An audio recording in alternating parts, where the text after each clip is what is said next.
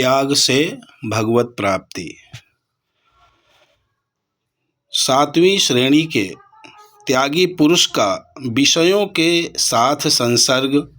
होने पर भी उसमें आसक्ति नहीं हो सकती, क्योंकि उसके निश्चय में एक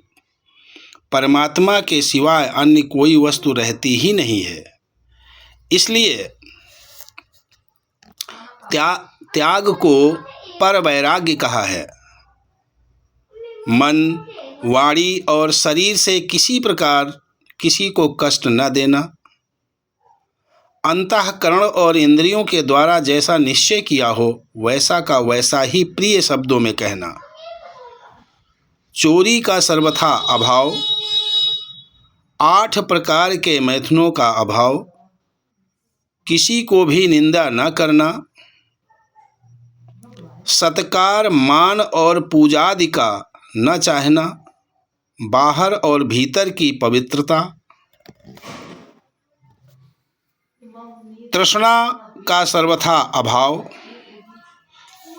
शीत उष्ण, दुख सुख और द्वंद्वों का सहन करना, स्वधर्म पालन के लिए कष्ट सहना, वेद और सतत शास्त्रों का अध्ययन और भगवान के नाम और गुणों का कीर्तन करना, मन का वश में होना, इंद्रियों का वश में होना, शरीर और इंद्रियों के सहित अंतःकरण की सरलता, दुखियों में करुणा, वेद, शास्त्र, महात्मा, गुरु और परमेश्वर के वचनों में प्रत्यक्ष सादृश्य विश्वास, सत और असत पदार्थ का यथार्थ ज्ञान, ब्रह्म लोक तक के संपूर्ण पदार्थों में आसक्ति का अत्यंत अभाव,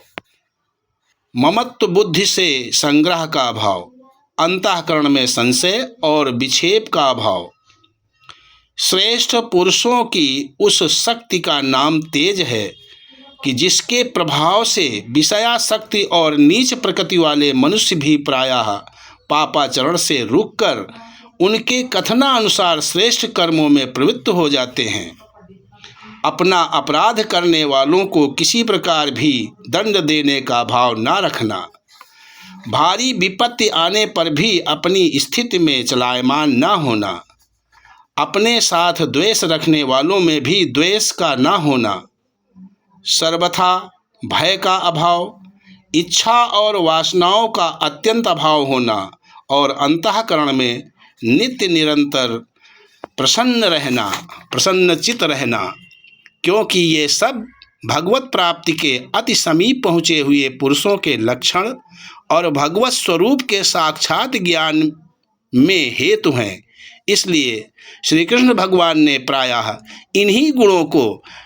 श्री गीता जी के 13वें अध्याय में श्लोक 7 से 11 तक के ज्ञान के नाम से तथा 16वें अध्याय में श्लोक 1 से 3 तक दैवी संपदा के नाम से कहा है